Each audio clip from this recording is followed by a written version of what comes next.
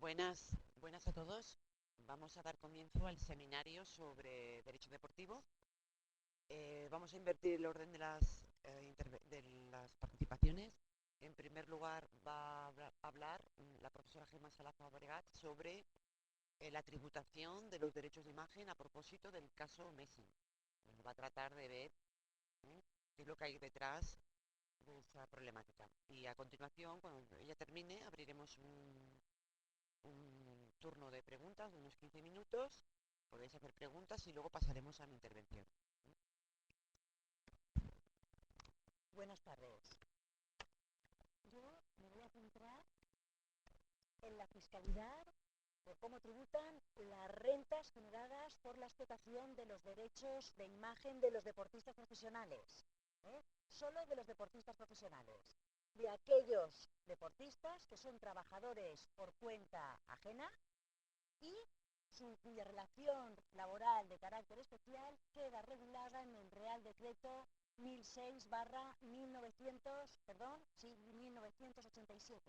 85, qué buena. Es más, solo me voy a fijar en aquellos deportistas profesionales que son residentes fiscales en España y que por tanto deben tributar en el IRPF español. Tributan en España por todas las rentas que obtengan en España y en el extranjero. Quedan pues fuera del objeto de esta charla la fiscalidad de las rentas que generan la explotación de los derechos de imagen de los trabajadores, de los deportistas autónomos, entendiendo como tales, vale, voy un poco mareada, entendiendo como tales aquellos que desarrollan habitualmente una actividad deportiva por cuenta propia, generalmente de forma individual, y sin que tengan una relación laboral de carácter especial con ningún club o entidad deportiva. Además, debo hacer una puntualización previa. La charla de hoy es a propósito de Messi, pero yo no voy a hablar del caso Messi. Primero, porque es un tema que está sub iudice y no está resuelto. Y segundo, porque no he tenido acceso, lógicamente, a la querella que nos publica, tampoco al informe de Hacienda de la AEAT en la que se basa el caso, y, naturalmente, tampoco tengo datos de una sentencia que aún no se ha dictado. Con lo cual, yo lo que he manejado han sido datos de prensa, poco fiables, por otra parte, como todos, y eso no permite hacer una valoración crítica y seria de unos hechos que todavía no se han probado. Eso no quiere decir que no haya deportistas profesionales que hayan sido juzgados en temas tributarios en materia de derechos de imagen. Así que mi exposición se va a dividir en 4 bloques. La primera, o el primer bloque, serán las distintas calificaciones tributarias de las rentas que genera la explotación de los derechos de imagen de los deportistas profesionales. En el segundo bloque voy a hablar de un concreto régimen especial que es la imputación de rentas por cesión de derechos de imagen. En el tercer bloque, a ver, no hay nadie, Remy, de todas maneras. Vale. En el tercer bloque lo que voy a comentar son 2 técnicas utilizadas por los contribuyentes para eludir la aplicación de ese régimen especial de imputación de rentas por cesión de derechos de imagen. Y por último, en el cuarto bloque, voy a hablar de los problemas fiscales que están creando actualmente los derechos federativos de los deportistas profesionales. Y ya sin más preámbulos voy a empezar con el primer bloque de la exposición. El derecho fundamental a la propia imagen tiene una vertiente económica que consiste en la facultad de explotarla comercialmente y autorizar su uso a un tercero. Y a efectos fiscales, todas las rentas que obtenga el deportista por explotación de sus derechos de imagen quedarán grabadas siempre en el IRPF, es decir, ninguna queda exenta. No obstante, estas rentas pueden incluirse en el IRPF del deportista con muy distintas calificaciones tributarias en función de 2 variables. La primera, en función de qué tipo de deportista sea el titular de los derechos de imagen, si es un deportista profesional o por el contrario es un deportista autónomo. Y la segunda, en función de quién explota esos derechos de imagen, si es el propio deportista titular de los derechos de imagen o es un tercero. Las diferentes calificaciones oscilan entre rendimientos del trabajo, rendimientos del capital mobiliario, rendimientos de actividades económicas e imputación de rentas. Y dado que el IRPF no es un impuesto sintético, sino muy al contrario, es un impuesto analítico, es decir, cada fuente de renta se cuantifica de una manera distinta, el encuadrar los beneficios procedentes de la explotación de los derechos de imagen de los deportistas profesionales en una o en otra categoría tributaria implica que poder deducir unos gastos determinados y una reducción por rendimientos irregulares distinta. Es decir, implicará una forma distinta de cuantificar las rentas a gravar en el IRPF. Y en el caso de ser calificados de rendimientos de actividades económicas, la carga tendrá una carga adicional que será la llevanza de unos libros registro o bien de una contabilidad conforme al Código de Comercio en función del volumen de ingresos que tenga el deportista. Ello no obstante, según el artículo 101 del reglamento del IRPF, independientemente de cuál sea la calificación tributaria de estas rentas, la retención por las rentas derivadas de la explotación de los derechos de imagen será siempre del 24%, con lo cual los pagadores de tales rentas pueden estar tranquilos a efectos fiscales. Así, en el caso de que el perceptor de las rentas procedentes de la explotación de los derechos de imagen sea un deportista profesional, podrán generarse los siguientes tipos de rentas. En primer lugar, serán rendimientos del trabajo si el deportista profesional cede directamente sus derechos de imagen al club que le contrata. En efecto, al reconocerse normativamente el carácter salarial de este concepto, serán rentas derivadas de la relación laboral de carácter especial que mantiene con el club. En segundo lugar, serán rendimientos del capital mobiliario cuando el deportista profesional ceda directamente sus derechos de imagen a un tercero con el que no mantiene ninguna relación laboral. Por ejemplo, será cuando ceda su imagen directamente a un tercero para un anuncio publicitario o para una entrevista en una revista. También serán rendimientos del capital mobiliario los dividendos que perciba ese deportista profesional directamente de la sociedad a la que previamente haya cedido sus derechos de imagen. Y por último, en tercer lugar, serán rendimientos de actividades económicas cuando sea el propio deportista profesional el que por su propia cuenta y riesgo explote su imagen sin cedérsela a nadie. Así, cuando el deportista profesional ordene por cuenta propia medios de producción y o recursos humanos con el fin de explotar su propia imagen, obtendrá RAE, rendimientos de actividades económicas, de carácter empresarial. En cambio, si el deportista no es un deportista profesional, no es un trabajador por cuenta ajena, sino que estamos ante un deportista autónomo, la cosa cambia. Según la DGT, según la Dirección General de Tributos, el deportista autónomo puede obtener las siguientes rentas procedentes de la explotación de sus derechos de imagen. Por un lado, obtendrá rendimientos de actividades económicas de carácter profesional si cede la explotación de sus derechos de imagen dentro del marco de su actividad deportiva. Así, y cito textualmente una consulta vinculante del 6 de octubre de 2009 de la DGT, de la Dirección General de Tributos, dice que son rendimientos profesionales las cantidades aportadas por una entidad que suscribe un contrato de patrocinio con un deportista individual en el que éste se compromete a participar en las competiciones que se indican en el contrato, cediendo sus derechos de imagen al patrocinador y debiendo mencionar el patrocinio en sus intervenciones en los medios de comunicación. Y por otro lado, obtendrá rendimientos del capital mobiliario si cede la explotación de sus derechos de imagen fuera del marco de su actuación deportiva. Por ejemplo, fuera de las competiciones, en revistas o en anuncios publicitarios. Adicionalmente, los deportistas autónomos obtendrán, como los deportistas profesionales, en primer lugar, rendimientos empresariales si es el propio deportista autónomo el que por su propia cuenta y riesgo explota su propia imagen sin cedérsela a nadie.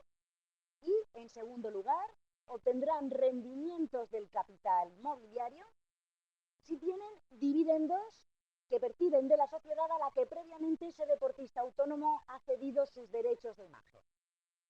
Ahora bien, todas estas rentas que he mencionado que se generan con la explotación de los derechos de imagen de un deportista, ya sea autónomo o profesional, independientemente de su calificación tributaria, primero se deben incluir en la base imponible general del IRPF del jugador y en segundo lugar deben ser grabados a tipos progresivos.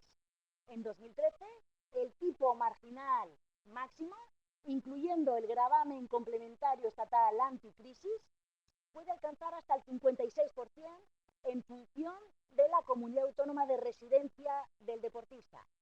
Ojo, todas estas rentas, excepto los dividendos que perciban los deportistas. Si no se queda. A ver. Excepto los dividendos que perciban de una sociedad a la que previamente hayan cedido sus derechos de imagen. Estos dividendos, en primer lugar, se incluirán en la base imponible del ahorro del IRPF del jugador, en la del ahorro, no en la general, y serán grabados a tipos pseudo progresivos en 2013. Es decir, los primeros 6.000 euros netos no exentos tributarán al 19% y el exceso al 21%. Todo ello más gravamen complementario estatal anticrisis. Finalmente, desde el punto de vista fiscal, la cesión de los derechos de imagen también puede generar exclusivamente para los deportistas profesionales y nunca para los deportistas autónomos otra clase de rentas que se denomina imputación de rentas.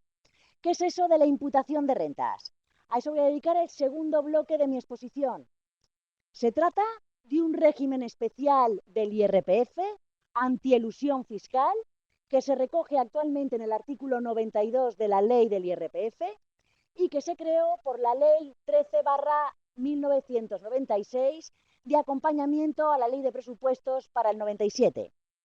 Concretamente, se creó para abolir una práctica que se generalizó en el mundo del deporte profesional porque los jugadores, con el fin de eludir el pago del IRPF, comenzaron a gestionar la explotación de sus derechos de imagen a través de sociedades interpuestas, residentes o no residentes en España.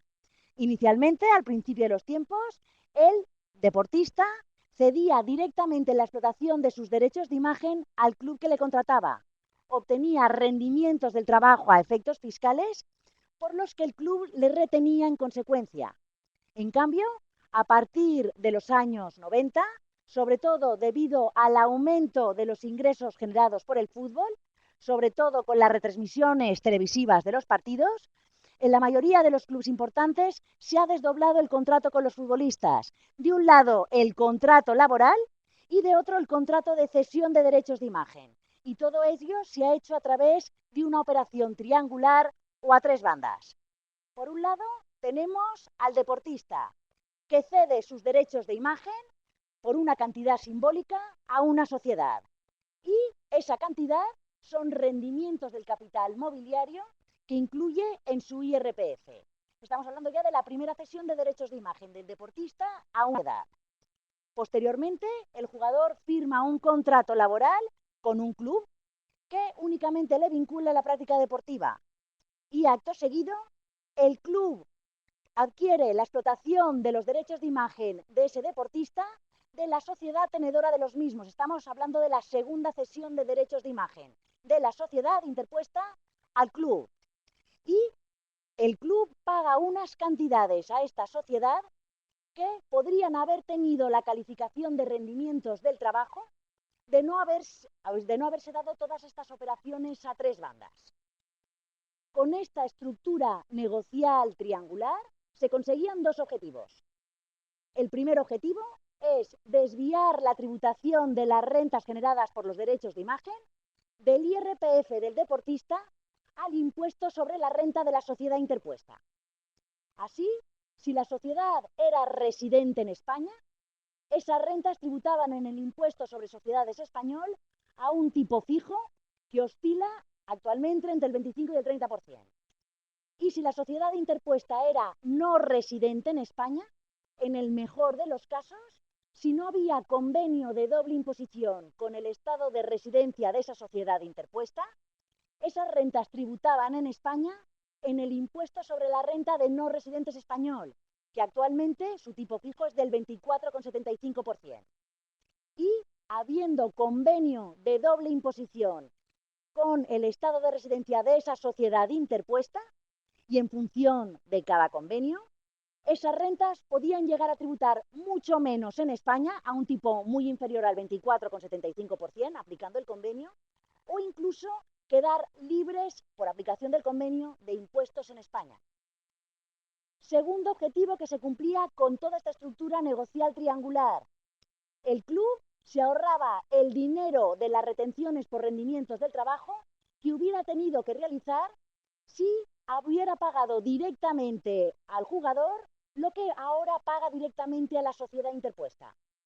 Además, la regulación vigente en ese momento no obligaba al club a hacer retenciones a cuenta del impuesto de sociedades o del impuesto sobre la renta de no residentes de la sociedad interpuesta.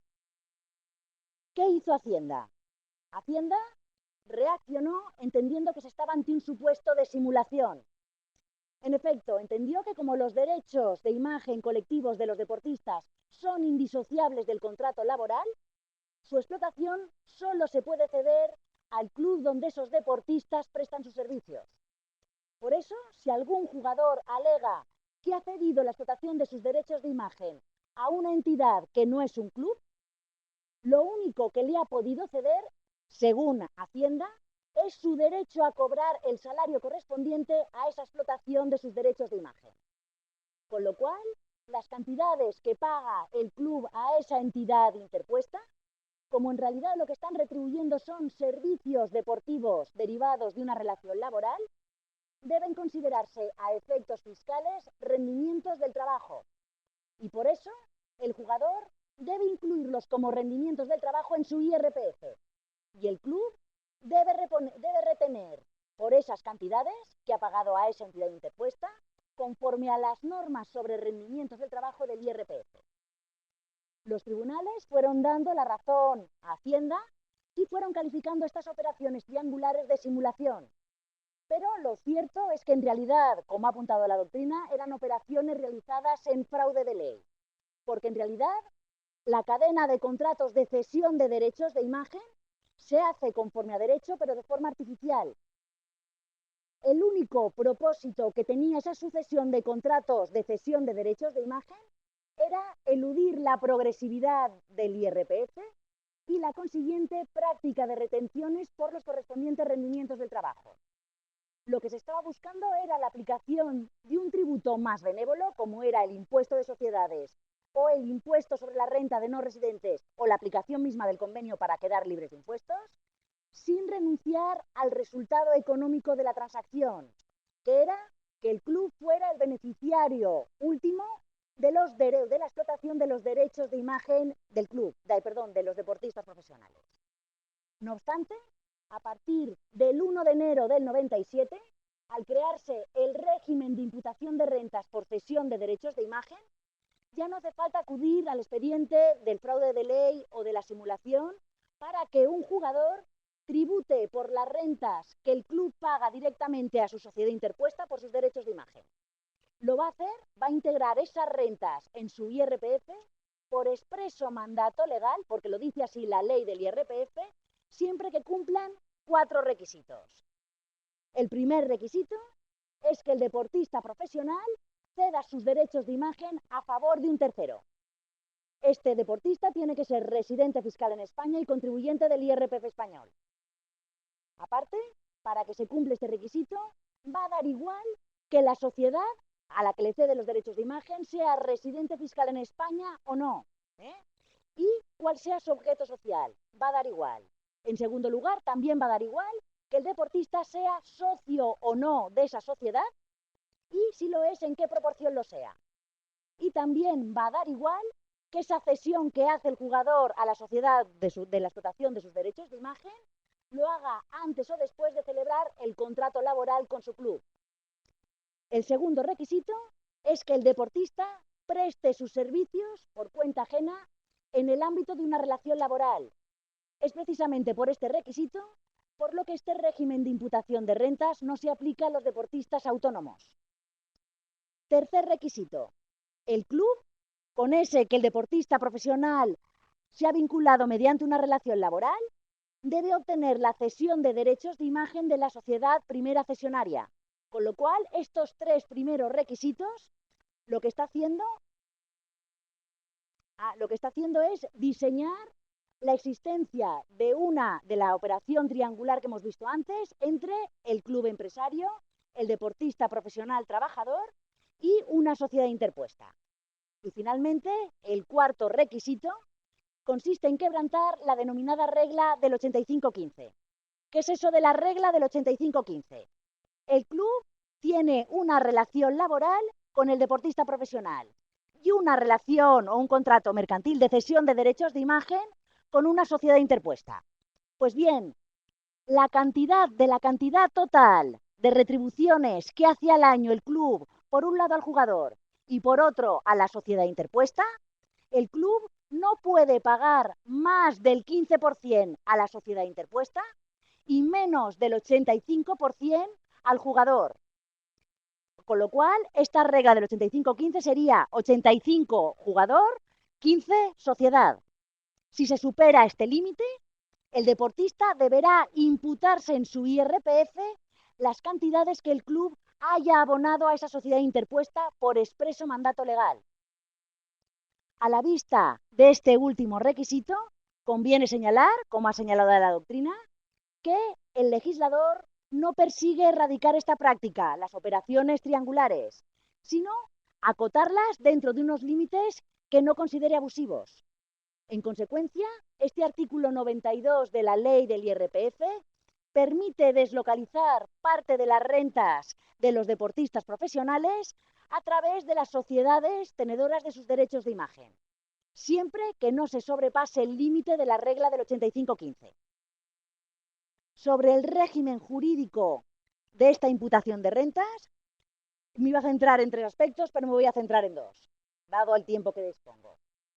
En cuanto al primer aspecto de este régimen, sobre la cuantía que hay que imputar en el IRPF del jugador, hay que decir que hay que incluir tres conceptos. El primer concepto que hay que incluir en la base imponible general del IRPF del deportista profesional es la contraprestación pactada entre el club y la sociedad interpuesta por la cesión de los derechos de imagen del deportista profesional. Y conviene señalar que hay que integrar toda la contraprestación pactada, tanto si se ha abonado como si no. El segundo concepto que hay que incluir en la base imponible general del IRPF del deportista profesional solo se incluye si la sociedad interpuesta es no residente en España, si no, no. Solo en ese caso, la ley del IRPF obliga al club a realizar un ingreso a cuenta del IRPF del deportista consistente en el 21% de las cantidades que el club paga a la sociedad interpuesta. Este ingreso a cuenta funciona como un pago a cuenta del IRPF del deportista profesional que, como sabéis, no es el que recibe precisamente estas rentas que están sujetas al ingreso a cuenta, pero es la persona que presumiblemente o que presume el legislador que las va a recibir y es la persona que de hecho se las va a imputar fiscalmente. Pues bien, esa cuantía del ingreso a cuenta se debe incluir en la base imponible general del IRPF del deportista profesional. Y finalmente, el tercer concepto a incluir en la base imponible general del IRPF del deportista profesional es de signo negativo. Así, al primer y al segundo concepto habrá que restarle la cantidad que le pagó la sociedad interpuesta a este deportista cuando éste le cedió en su día los derechos de imagen. La razón de esta minoración es que el deportista ya ha tributado por esas cantidades en el IRPF del año en el que cedió ella inicialmente sus derechos de imagen a la sociedad interpuesta. Por eso, este tercer concepto únicamente se incluye en la base imponible del IRPF del deportista si el deportista profesional pagó el IRPF español por esas cantidades que le dio la sociedad interpuesta por la cesión de sus derechos de imagen. Y por lo que se refiere al segundo aspecto de este régimen jurídico de imputación de rentas, sobre cuándo hay que imputar esas rentas al IRPF del deportista, conviene señalar que como regla general se sigue el criterio de caja. Así, la imputación de rentas se va a hacer en el IRPF correspondiente al año en el que el club pague efectivamente las cantidades que le debe por cesión de derechos de imagen a la sociedad interpuesta. Así que si paga en 2003, la imputación de renta, en 2013, perdón, la imputación de rentas se hará en el IRPF de 2013. Ahora bien, si en ese año del pago, en 2013, resulta que el deportista profesional no es contribuyente del IRPF porque no reside en España, y la razón es porque todavía no ha adquirido la residencia fiscal española, todavía no se ha trasladado físicamente a España a prestar sus servicios a un club español. En ese caso, la imputación de rentas se hará en el primer ejercicio en el que el deportista profesional sea contribuyente del IRPF español, en 2014. En cambio, si en ese año del pago, que hemos dicho que es 2013, el deportista profesional no fuera residente fiscal en España y por tanto no fuera contribuyente del IRPF español, pero la razón es que ha perdido la residencia fiscal española, es decir, se le ha extinguido el contrato laboral con el club español y ha fichado por un club extranjero, en ese caso, la imputación de rentas se hará en el último ejercicio en el que el deportista profesional sea contribuyente del IRPF español, que sería 2012. Bien, como echa la ley, echa la trampa, en el tercer bloque de mi exposición voy a comentar dos técnicas diseñadas por los contribuyentes para evitar precisamente la aplicación de este régimen de imputación de rentas. Bien, ¿cómo se puede evitar que las rentas que el club paga directamente a una sociedad interpuesta por los derechos de imagen de un jugador acaben tributando en el IRPF de ese jugador por aplicación del artículo 92 de la ley del IRPF, aplicando el régimen de imputación de rentas? Pues bien, la primera técnica para eludir el régimen de imputación de rentas consiste en sustituir el concepto por el que el club paga a la sociedad interpuesta. ¿Cómo? Continúa habiendo una operación triangular entre el club empresario, el deportista profesional y una sociedad interpuesta. Pero se reemplazan los derechos de imagen por una marca con el nombre y la imagen del jugador. En efecto, el club pasa de pagar a la sociedad interpuesta por la cesión de derechos de imagen a pagar a la sociedad interpuesta por la licencia de una marca que crea y registra el deportista profesional con su imagen. Y todo ello al amparo del artículo 4.2 de la Ley de Marcas, que permite registrar como marca el nombre y apellidos y la imagen de una persona física. Con ello se consigue, por un lado, eludir la aplicación de la imputación de rentas. Así, el deportista profesional no tributará en el IRPF español por las cantidades que el club paga directamente a la sociedad interpuesta por esos derechos de marca, que fiscalmente esas cantidades tienen la calificación jurídica de cánones. Y se elude por la aplicación, se elude la aplicación de la imputación de rentas haciendo una interpretación literal del artículo 92 de la ley del IRPF. El artículo 92 habla de imputar cantidades por cesión de derechos de imagen y no de imputar cantidades o cánones pagados por los derechos de marca. En consecuencia, quien tributará por esos cánones pagados por el club será la sociedad interpuesta que lo recibe efectivamente, que generalmente será una sociedad no residente en España. Pero, por otro lado, la tributación en España de los cánones que paga un club español a una sociedad interpuesta no residente por los derechos de marca de un jugador plantean problemas fiscales adicionales, puesto que si hay convenio de doble imposición con el estado de residencia de esa sociedad interpuesta, en primer lugar, esa sociedad interpuesta no residente no tributará en España por esos cánones de fuente española que le paga el Club Español en el impuesto sobre la renta de no residentes español al 24,75%, que sería su tributación en España de no haber convenio de doble imposición con el Estado de residencia de esa sociedad interpuesta. En segundo lugar, por aplicación del convenio de doble imposición y en función de cuál se aplique, esa sociedad interpuesta no residente únicamente tributará en España por esos cánones de fuente española a un tipo de gravamen que oscila, como regla general, en función del convenio, del 5 al 10%. En tercer lugar, si bien es cierto que existen convenios de doble imposición que estipulan tipos de gravamen mucho más superiores a los generales que hemos visto del 5 al 10%, como puede ser el convenio que tenemos con la India que estipula un tipo del 20% o con Egipto que tenemos un tipo del 12%, en todo caso, lo que hay que decir es que por aplicación de un convenio de doble imposición, la sociedad interpuesta no residente tributará en España por esos cánones de fuente española siempre a un tipo muy inferior al 24,75% que deriva de la normativa española. Y finalmente, puede que la sociedad interpuesta no residente ni siquiera tenga que tributar en España por esos cánones de fuente española.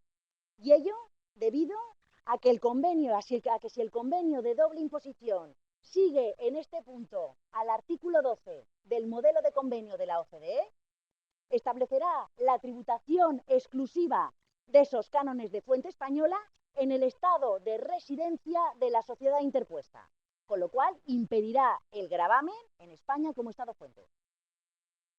Actualmente, los cánones pagados por un club español a una sociedad interpuesta no residente por los derechos de marca de un jugador quedarán libres de impuestos en España por aplicación del convenio de doble imposición si la sociedad interpuesta es residente fiscal en Albania, Alemania, Barbados, Croacia, Emiratos Árabes, Georgia, Hungría y Malta. Esta primera técnica para eludir el régimen de imputación de rentas ya se ha planteado jurídicamente en el Real Madrid con 7 jugadores de su plantilla en el IRPF de estos últimos, correspondiente a los ejercicios 98 y 99, y ha sido resuelto recientemente por la sentencia del Tribunal Supremo de 28 de enero de 2011. El Tribunal Supremo, aplicando el artículo 13 de la nueva Ley General Tributaria, declara que los negocios jurídicos deben ser calificados conforme a la verdadera naturaleza jurídica y económica que tienen, independientemente de la forma o el nomen juris que le den las partes, y además deben ser gravados en consecuencia.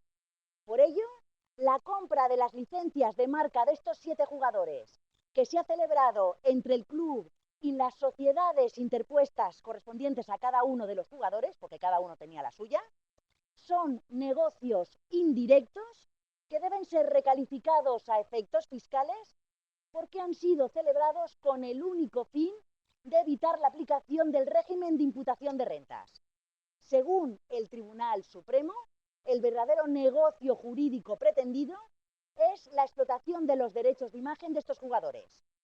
Y para llegar a esta conclusión, el Tribunal Supremo se basa en el conjunto de operaciones que ha realizado el club, las considera ese conjunto de operaciones como un todo y atiende especialmente a 4 hechos significativos.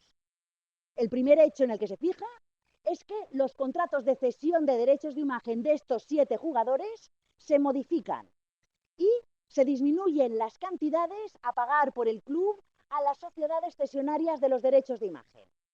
Segundo hecho en el que se fija, simultáneamente a esa modificación de los contratos de cesión de los derechos de imagen, se celebran unos pretendidos contratos de licencia de marca con otras sociedades, de los derechos de marca de estos 7 jugadores, donde van a ir a parar las cantidades que antes pagaba el club a las sociedades cesionarias de los derechos de imagen, Es decir, el dinero que el club antes pagaba por derechos de imagen, ahora lo quita de ahí y se lo va a pagar a las sociedades que le dan la licencia de la marca, de estos 7 jugadores.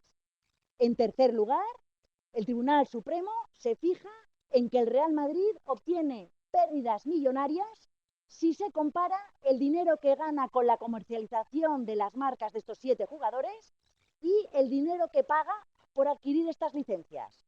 Y según el Tribunal Supremo dice que no parece lógico que un club de la significación del Real Madrid no hubiera hecho un estudio de mercado antes de adquirir estas licencias para conocer qué beneficios hubiera podido obtener con esas marcas durante la vigencia de la relación laboral con estos 7 futbolistas. Y finalmente, el hecho decisivo en el que se basa el Tribunal Supremo es que la vigencia de estos pretendidos contratos de marca de los jugadores queda expresamente supeditado al mantenimiento de la relación laboral con estos 7 jugadores. De tal manera que si se extingue el contrato laboral con estos futbolistas, implica automáticamente la extinción del contrato de licencia de marca con la sociedad que se lo ha cedido.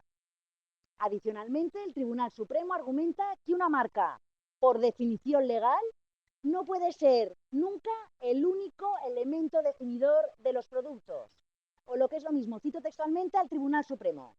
Dice, pretender que un nombre o una imagen sea la marca de un producto, para distinguirlo de otro igual, que solo difiere del anterior en ese nombre o esa imagen, es desconocer el concepto jurídico de marca. Por tanto, si el club comercializa camisetas u otros productos en los que estampa el nombre o la imagen de un jugador de su plantilla, y esas camisetas y esos otros productos que comercializa son un mero soporte para el nombre o la imagen del deportista que lleva plasmado, el club no está utilizando una marca como derecho industrial, sino que está utilizando la imagen del jugador. En consecuencia, las cantidades pagadas por el club a esas sociedades a las que pretendidamente compra la licencia de marca de estos jugadores, esas cantidades que paga son en realidad cantidades pagadas por cesión de derechos de imagen y, por tanto, procede la aplicación del régimen de imputación de rentas. Y la segunda técnica, hablo de la segunda técnica y si quieres me cortas. La segunda técnica para eludir este régimen o la aplicación del régimen de imputación de rentas que utilizan los contribuyentes consiste en convertir esas operaciones triangulares de cesión de derechos de imagen entre el club, el deportista y la sociedad interpuesta en cuadrangulares. Ya no hay operaciones a 3 bandas, sino a 4 bandas. ¿Cómo? Se complica el esquema y se intercala una entidad más en la cadena de contratos de cesión de derechos de imagen del del deportista profesional. Se hacen ahora operaciones a 4 bandas, precisamente para evitar superar ese límite de la regla del 85-15. El esquema sería el siguiente. El club tiene 3 contratos. Uno laboral con el deportista profesional, uno mercantil de cesión de derechos de imagen con la sociedad interpuesta y un tercer contrato millonario con una televisión con la que pacta la retransmisión de los derechos de imagen. Así las cosas, si el club paga directamente a la sociedad interpuesta por los derechos de imagen que va a utilizar la televisión al retransmitir los partidos, que será mucho dinero, el club pagará con toda probabilidad más del 15% del total de las retribuciones que paga anuales directamente a la sociedad interpuesta por los derechos de imagen y menos del 85% de ese total al jugador por su relación laboral. Con lo cual, incumplirá la regla del 85-15 y, en consecuencia, esas cantidades deberán tributar en el IRPF del jugador. Se aplicará el régimen de imputación de rentas. Pero, como la regla del 85-15 solo afecta a los pagos que realiza el club, la solución para eludir el régimen de imputación de rentas es que parte de esas cantidades que percibe la sociedad interpuesta por la cesión de derechos de imagen de los jugadores no la pague directamente el club, sino que la pague la televisión adjudicataria de los derechos de retransmisión. ¿Cómo se consigue esto? Se realiza una novación del contrato que tiene el club y la televisión y se celebra un cuarto contrato entre la televisión y la sociedad interpuesta. Así tenemos las 4 partes conectadas: club, deportista profesional, televisión y sociedad interpuesta. Así, cada euro que la televisión paga a esa sociedad interpuesta lo deja de percibir el club, con lo cual el efecto final de todas estas operaciones a cuatro bandas es totalmente neutro para todos los sujetos partes en estas operaciones, para el club, para la televisión y para la sociedad interpuesta, porque ni ganan ni pierden, excepto para el jugador, que evita la aplicación del artículo 92 de la ley del IRPF. No se aplica el régimen de aplicación de imputación de rentas. Pues bien, este es el entramado de operaciones diseñado a final de los años 90 por el Barça, la televisión catalana, Figo y una sociedad holandesa a la que Figo había cedido previamente sus derechos de imagen. De este modo, Hacienda reclamó a Figo casi 2,5 millones de euros por los IRPFs correspondientes a sus años de jugado como jugador en el Barça, del 97 al 99.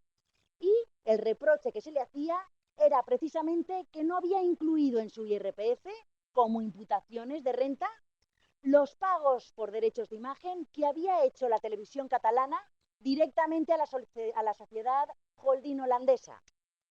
El Tribunal Supremo, en la reciente sentencia de 13 de marzo de 2012, ha dado la razón a Hacienda, desestimando el recurso de casación interpuesto por Figo y confirmando lo ya resuelto en la sentencia de la Audiencia Nacional de 4 de junio de 2008. De este modo, el Tribunal Supremo declara que del análisis conjunto de todos los contratos suscritos a cuatro bandas, se deduce claramente que el Barça continuaba siendo el beneficiario efectivo de los derechos de imagen de este jugador, de Figo, con lo cual los pagos que realizaba la televisión catalana directamente a la sociedad holding holandesa eran en realidad pagos hechos por cuenta y en nombre del club. Por tanto, si la televisión únicamente ha actuado como mera mandataria del club, la regla del 85-15 se incumple, en este caso de autos, y esas retribuciones, esos pagos que hacía la TV3 a la sociedad holding holandesa, deben tributar aplicando la imputación de rentas en el IRPF de Figo. Y el Tribunal Supremo, 15 días después, en la sentencia de 28 de marzo de 2012, resuelve otro recurso de casación, esta vez interpuesto por el Barça, al hilo del caso de Figo.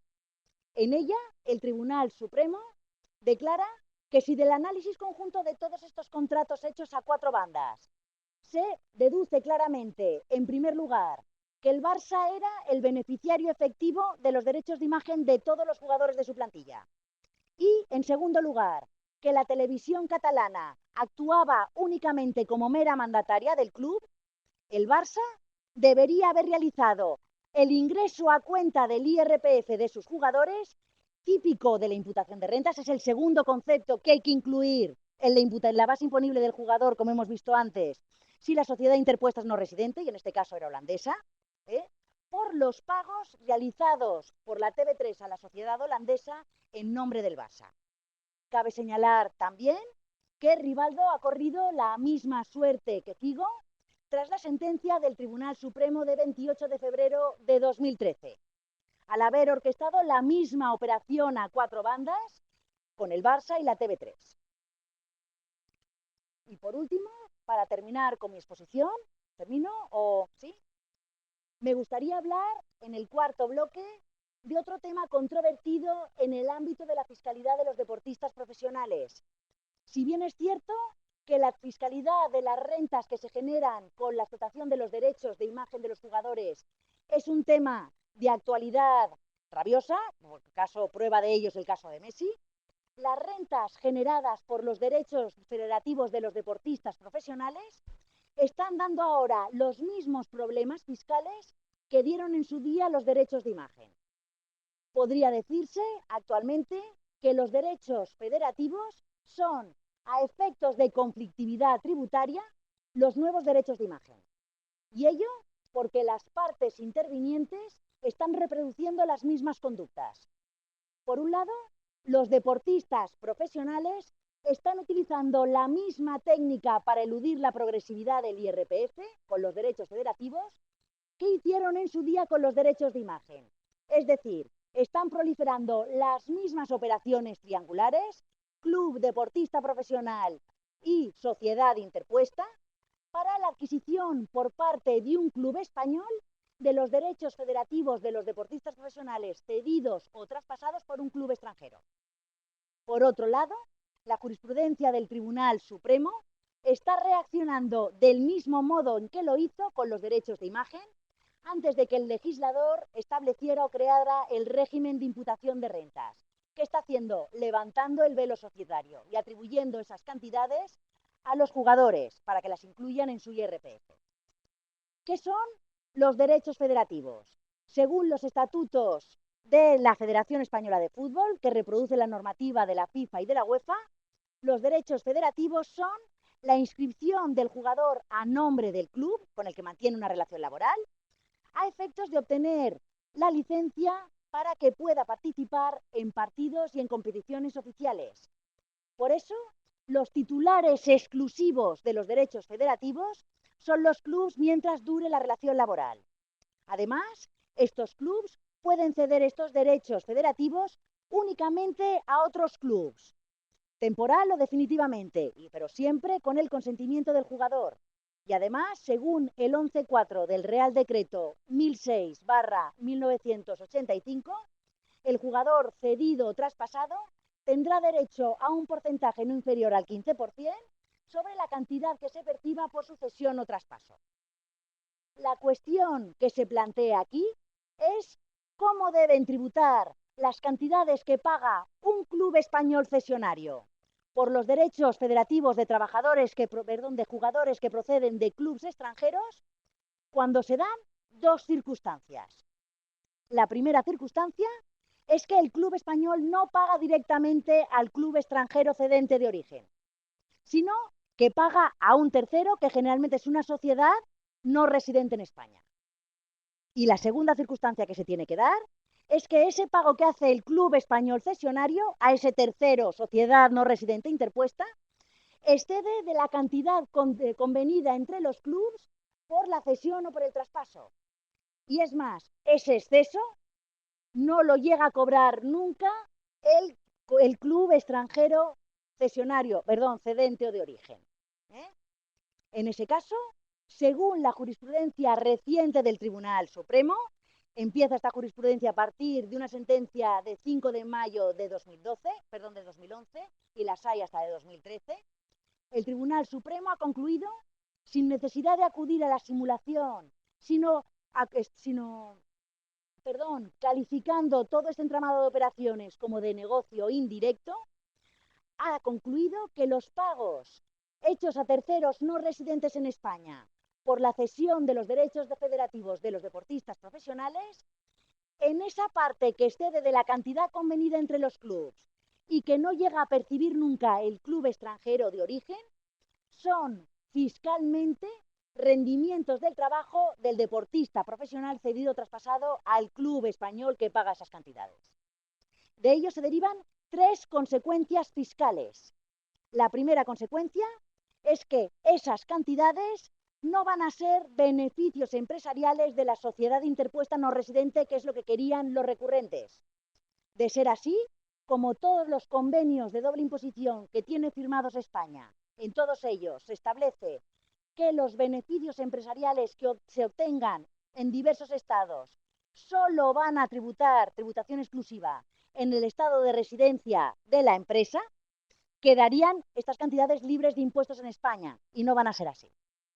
La segunda consecuencia fiscal es que estas cantidades se entienden obtenidas por un residente en España, por ese deportista profesional cedido o traspasado, y se entienden obtenidas en España, con lo cual estas cantidades deben incluirse como rendimientos del trabajo en la base imponible general del IRPF del deportista profesional y ser gravadas a tipos progresivos. Y tercera y última consecuencia fiscal, el club español cesionario debe retener por esas cantidades que paga a la sociedad interpuesta no residente, conforme a las normas del IRPF para los rendimientos del trabajo. Para llegar a esta conclusión, el Tribunal Supremo se basa en dos argumentos. Primer argumento, como únicamente el club en el que está inscrito un jugador puede ser el titular de esos derechos federativos y solo ese club se los puede ceder temporal o definitivamente a otro club, los terceros solo pueden intervenir en las operaciones de cesión de derechos federativos en calidad de mediadores. Y el segundo argumento es que, como la adquisición de los derechos federativos está íntimamente relacionada con la existencia de una relación laboral entre el jugador traspasado y el club español al que llega, es exceso sobre la cantidad convenida entre los clubes que paga el club español a un tercero no residente, según el Tribunal Supremo, solo pueden tener su causa, estos pagos, en el abono indirecto de retribuciones laborales al deportista profesional.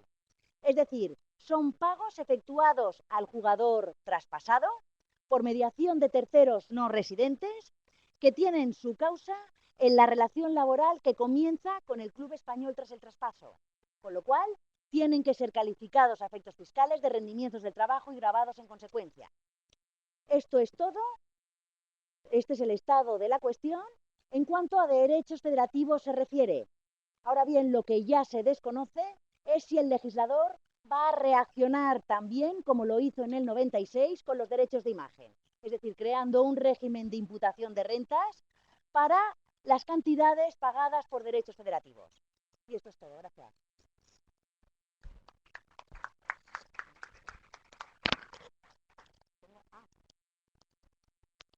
Hay 0 participantes aquí, ¿no? O sea, ¿qué tengo que decir?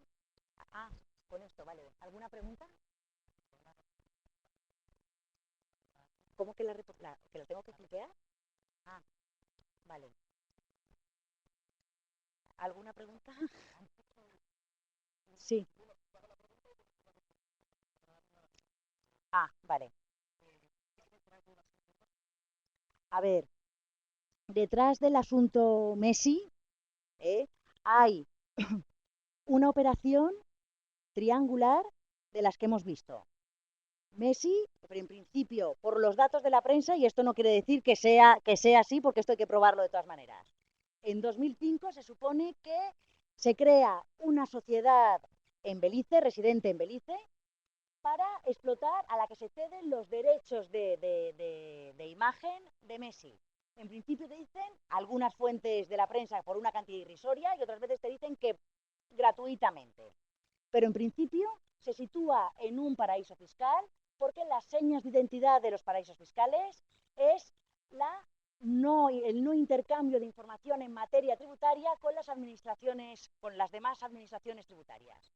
Con lo cual, si una operación o una sociedad, los beneficios de una sociedad domiciliada en un paraíso fiscal, en principio esos beneficios van a ser opacos para el resto de administraciones tributarias, porque no van a saber la identidad de los socios y si no quieren repartir dividendos, en principio no tienen tampoco manera de enterarse. Eso por un lado. Hay una primera cesión del jugador de los derechos, en sus derechos de imagen, a una sociedad que está ubicada en un paraíso fiscal. Acto seguido, esa sociedad también, a su vez, cede de los derechos de imagen, segunda cesión de derechos de imagen, de Belice, y dicen que después es Uruguay, a otra sociedad interpuesta en una jurisdicción que llaman de conveniencia, Reino Unido o Suiza. En principio, la sociedad ubicada en Belice o Uruguay y la sociedad ubicada en el Reino Unido o Suiza, en principio están vinculadas.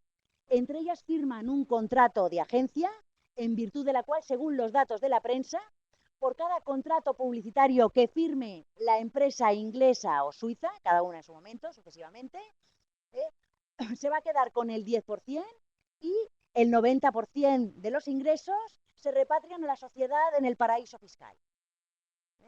Después aparecen las sociedades que lo que quieren es contratar o tener las sociedades que lo que quieren es contratar publicidad con este deportista profesional. ¿Dónde están ubicadas esas sociedades? Que son Banco Sabadell, Adidas, Danone, Procter & Gamble, Kuwait Food Company y un montón más. Esas sociedades, dónde estén ubicadas o dónde residan, no lo sé, porque no aparece tampoco en ninguna información. Esas sociedades contratan, hay una tercera cesión de los derechos de imagen de Messi, de esa sociedad inglesa o suiza, a la sociedad publicitaria, digamos. ¿Me vais siguiendo? Por ahora tenemos al jugador, sociedades interpuestas y una tercera sociedad que ya no es el club, es una empresa que adquiere como se dice, contrata la publicidad de este jugador. Imaginaros que esta sociedad paga 100 a la sociedad agente de Messi en Suiza o Gran Bretaña.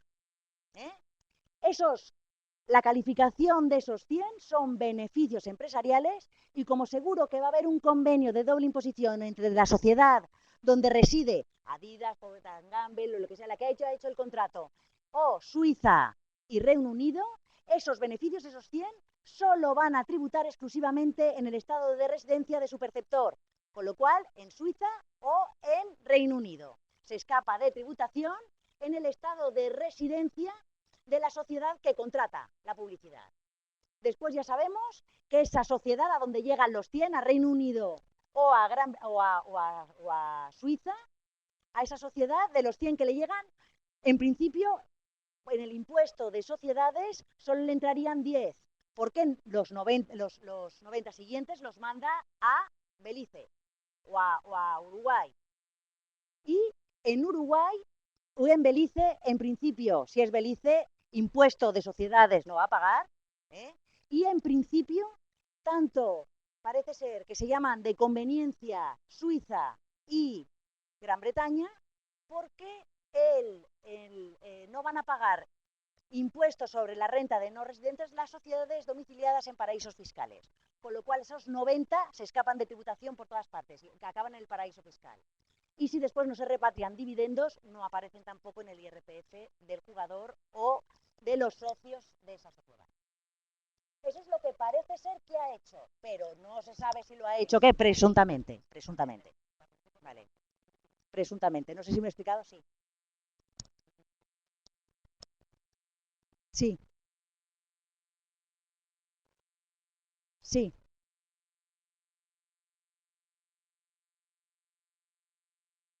Que no se puede asociar a un único club.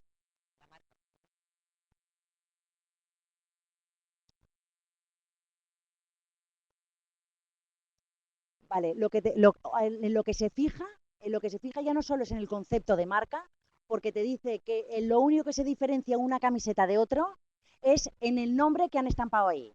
Con lo cual el concepto jurídico de marca no se ve en las camisetas que vende el club de fútbol con el nombre y la imagen de sus jugadores.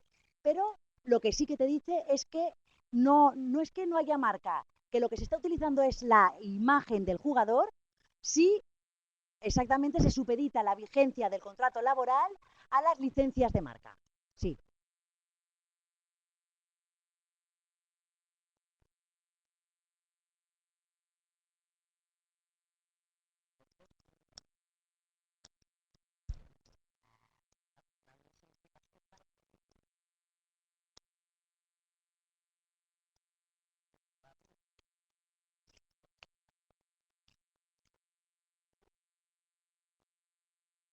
¿Más reprobables?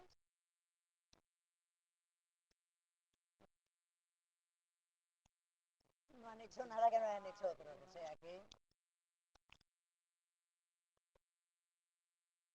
¿El qué? Espera. Sí.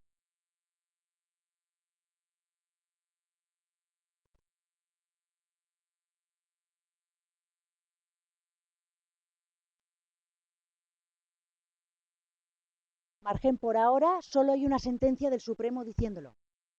No hay jurisprudencia todavía, pero de hecho la sucesión lo tumbó el TEAC en 2003, la Audiencia Nacional dijo que en principio esa pretendida marca no era una marca, sino que era una cesión de derechos de imagen, pura y simplemente, y eso es lo que ha ratificado el Supremo ahora. Hay solo una sentencia, hay jurisprudencia no, porque todavía no hay dos del Supremo. En principio, Eso es el tema como está ahora. ¿El qué? Bueno, en principio, ahora lo que pasa es que con la nueva ley de marcas en la mano, no con la antigua, que la antigua no dejaban que el nombre o el apellido o la imagen fue de una persona física fuera una marca, ahora con el 4.2 sí, lo tienen más fácil.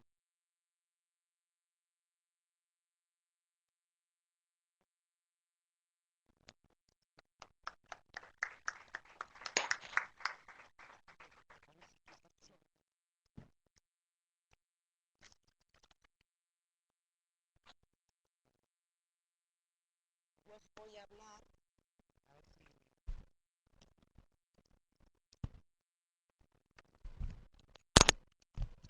¿Cómo lo es?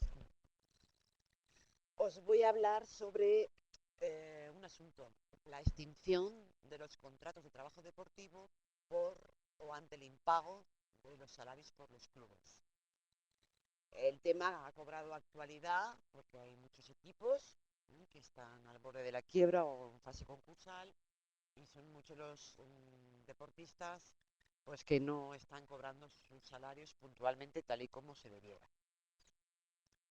Hasta ahora, y ahora voy a centrarme en el ámbito del fútbol profesional, eran dos las posibilidades que se abrían a los deportistas y futbolistas que no cobrarán, tuvieran deudas salariales, no cobrarán de sus clubes. Tenían ante sí una doble opción. Por un lado, abandonar la disciplina del club, expresa o tácitamente. ¿Más alto?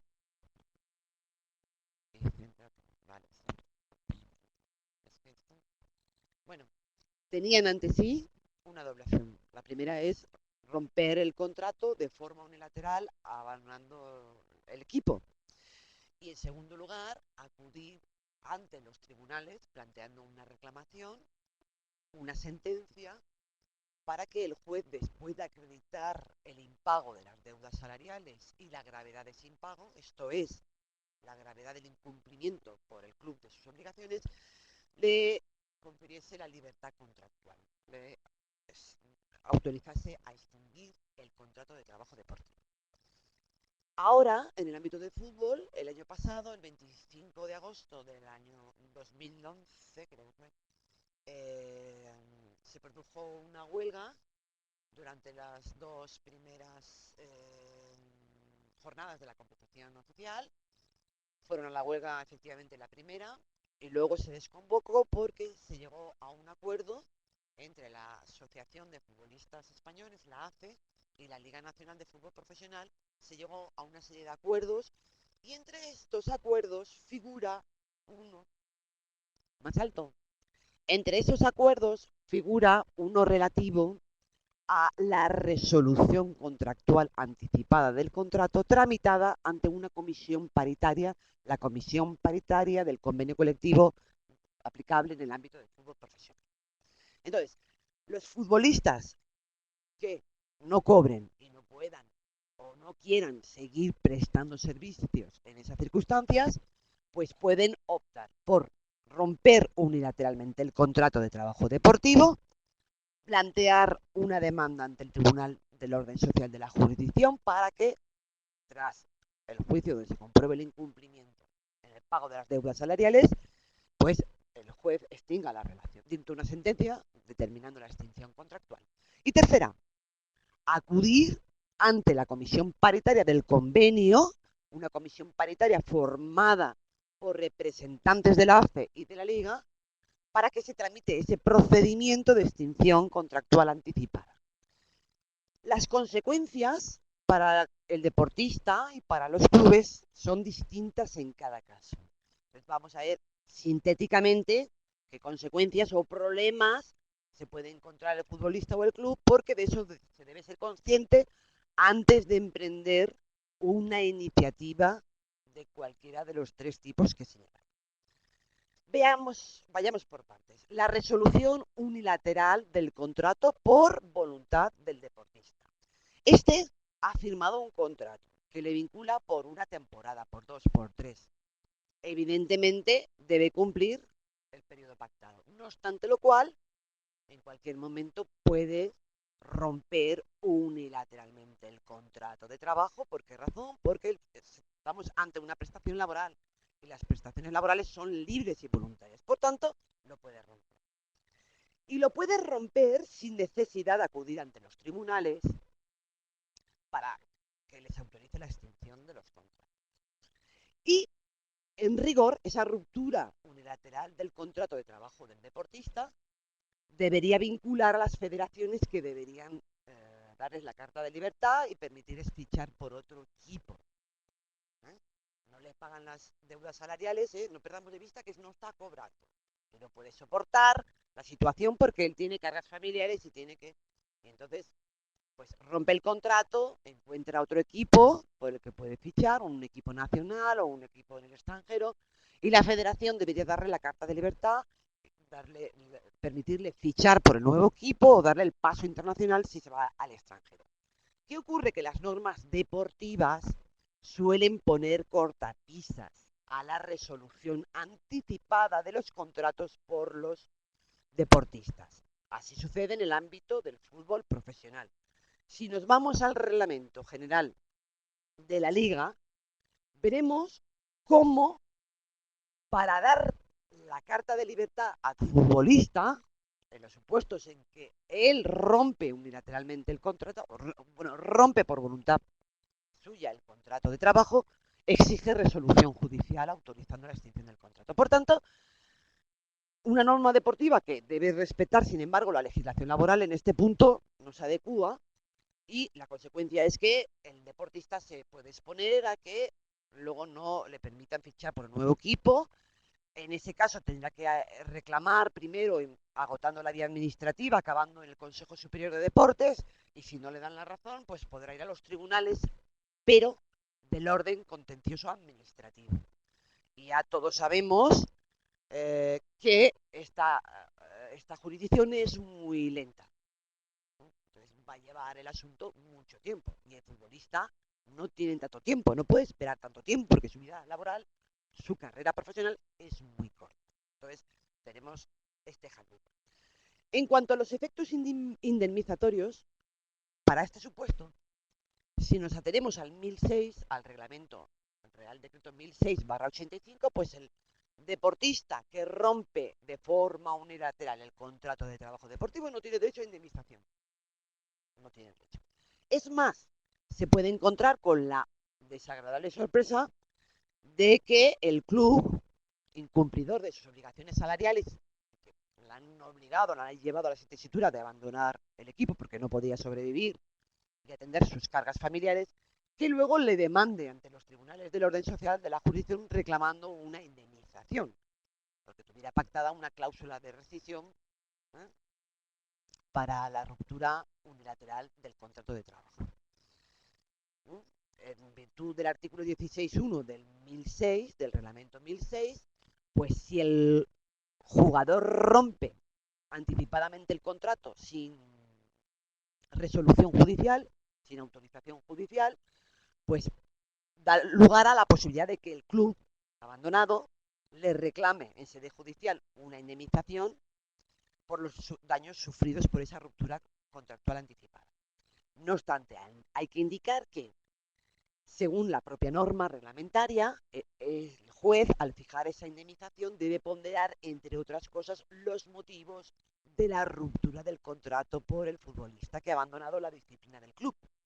Y así, en base a eso, los tribunales, cuando se encuentran reclamaciones planteadas por clubes contra el futbolista que ha roto unilateralmente el contrato, suelen ponderar las razones que han llevado al futbolista o deportista a romper el contrato, normalmente impago de salarios. Y en ese caso, pues no reconocen la indemnización porque la causa, la ruptura contractual unilateral anticipada del contrato, tenía una causa, un incumplimiento por parte del...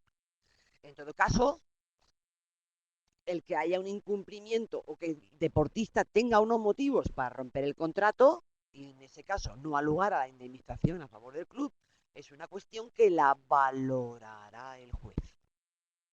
Y aquí estamos ante un ámbito de discrecionalidad lo que comporta una cierta inseguridad jurídica, porque a lo mejor el juez estima que sí, efectivamente ha habido unos impagos o unos retrasos en el pago del salario, pero estos no eran de tanta entidad como para romper un contrato por 5 temporadas cuando el club ha pagado por el jugador unos derechos por el traspaso o de X millones de euros que los ha perdido. ¿Me explico? Entonces hay un cierto riesgo por parte del deportista. Por otra parte, como el jugador, en este caso futbolista, abandona unilateralmente la disciplina del club, no tendrá derecho a la prestación por desempleo. Porque para los supuestos en los que el contrato se rompe por voluntad del jugador, el reglamento que desarrolla las prestaciones por desempleo exige sentencia, reconociendo la extinción del contrato por el incumplimiento del club. Y a mayor abundamiento, en este caso, la entidad gestora, cuando vaya a pedir la prestación por desempleo, dirá, bueno, pero es que usted ha abandonado voluntariamente el puesto de trabajo y la prestación por desempleo solo se devenga cuando el desempleo es involuntario. En este caso, él ha sido el que la abandona. Bien. Por tanto, vemos cómo la ruptura unilateral pues presenta sus desventajas para el futbolista porque se expone que luego en la federación le pongan cortapisas a la hora de fichar por un nuevo equipo.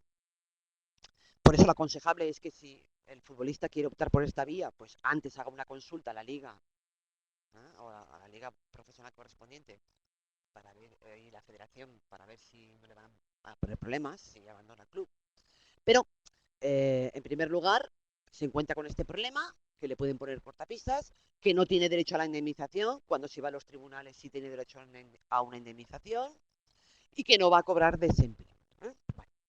Segunda opción que tiene el futbolista, acudir ante los tribunales planteando un proceso judicial para pedir la extinción anticipada del contrato en base al incumplimiento grave de sus obligaciones por parte del. En estos casos, el artículo 16.2 del Real Decreto 1006 nos reenvía al artículo 50 del Estatuto de los Trabajadores. Por consiguiente, el régimen jurídico sería el siguiente. El deportista puede pedir la resolución judicial del contrato ante el impago de las deudas salariales o los retrasos continuados en el abono de las mismas. Se ha de tratar de un incumplimiento grave y esto lo valorarán los tribunales. Segundo, la naturaleza de la resolución es judicial. Es la sentencia, cuando se dicte, la que determina la extinción del contrato de trabajo. Por tanto en cuanto no se dicte esa sentencia que autorice o determine la extinción del contrato, el jugador debe mantenerse en la disciplina del club, no lo puede abandonar porque si no el club podrá alegar que ha habido un abandono, una ruptura unilateral, tiene que permanecer bajo la disciplina del club, a pesar de que no cobra. Y si esto lo relacionamos con el hecho de que los procesos de este tipo hoy por hoy pueden prolongarse o demorarse 2 años, pues me comprenderéis, ¿no?, la trascendencia tan negativa que tiene para con el deportista. Con todo, el jugador puede valerse de 2 preceptos de la ley reguladora de la jurisdicción social, concretamente de los artículos 76.7 y 79.1, en virtud de los cuales, bajo ciertas condiciones, puede pedir al juez, como medida cautelar, o bien que le libere de trabajar, pero no a la empresa de pagar salarios y de cotizar, o bien otra medida sería la que exonera a las partes de sus recíprocas obligaciones de trabajar y de remunerar, ¿eh?, como medida cautelar. Entonces el deportista podría, si lo solicita, si el juez lo estima, quedar liberado, poder contratar con otro en tanto en cuanto aún no ha habido sentencia. pero esto lo tendría que pedir en base a su experto. Bueno, sigamos. Efectos. Se ha dictado la sentencia. Ojo, que el procedimiento judicial puede haber terminado por sentencia, pero también cabe la conciliación prejudicial o judicial. Entonces, para cualquiera de estos instrumentos, conciliación prejudicial, conciliación judicial o sentencia, vale lo que voy a decir a continuación. Bien, el contrato, una vez sea firme y se autorice la extinción, ello determinará la extinción de los contratos. El deportista tendrá derecho a una indemnización. Se ve abocado a pedir la resolución judicial de su contrato porque la empresa incumple con sus obligaciones de pagar puntualmente su salario. En ese caso, el artículo 16.2 del Real Decreto 1006/85 nos dice que el deportista tendrá derecho a la indemnización prevista para el despido disciplinario improcedente. En el caso de los deportistas, salvo que si no hay un pacto, pues la regla es la siguiente. El futbolista tiene cuanto menos derecho a un mínimo, que equivale a 2 mensualidades del salario. Pero eso es un mínimo, que el juez lo puede elevar ponderando una serie de circunstancias. Entre ellas y fundamentalmente, ¿me puedes traer un poquito de agua? Se la pides a Bea, ¿vale? Puede elevar la indemnización tomando en consideración una serie de circunstancias, fundamentalmente la remuneración que pierde, que deja de cobrar por la ruptura anticipada del contrato. Bien. En segundo lugar, queda la libertad para contratar con otro equipo y la Liga Nacional de Fútbol Profesional, en su caso la Federación Española de Fútbol Profesional, le darán la carta de libertad porque tienen una sentencia. En estos casos está previsto. El deportista se encontrará en situación legal de desempleo y esto lo acreditará mediante la sentencia o la conciliación prejudicial o la conciliación judicial y cobrará las prestaciones por desempleo a que tenga derecho. Y por último, si el club que no le paga, porque no debe ir muy bien económicamente, no hace frente al pago de la indemnización a que ha sido condenado por el juez, en ese caso, el deportista podrá instar la ejecución de la sentencia y una vez se declare que el club es insolvente y no puede cobrar, en este caso el deportista se podrá dirigir ante el FOGASA, y ahora hablo de FOGASA, es el Fondo de Garantía Salarial Público. Hablo de FOGASA porque luego veremos cómo también puedo hablar del Fondo de Garantía Salarial Convencional, que es otra cosa. Este lo crea la Liga y lo sufraga la Liga, pero yo cuando hablo del FOGASA es el general, el público, el que se financian con las cuotas o aportaciones que realizan todas las empresas, inclusive los clubes y entidades deportivas. Pues bien, el deportista que no cobra la indemnización instará la ejecución de la sentencia o de la conciliación prejudicial o de la conciliación judicial y una vez se dicte el auto de insolvencia, porque no hay bienes ni nada para hacer frente al pago de la indemnización, podrá ir al Fondo de Garantía Salarial y este se hará cargo de la indemnización dentro de unos límites. Estamos hablando de como mínimo será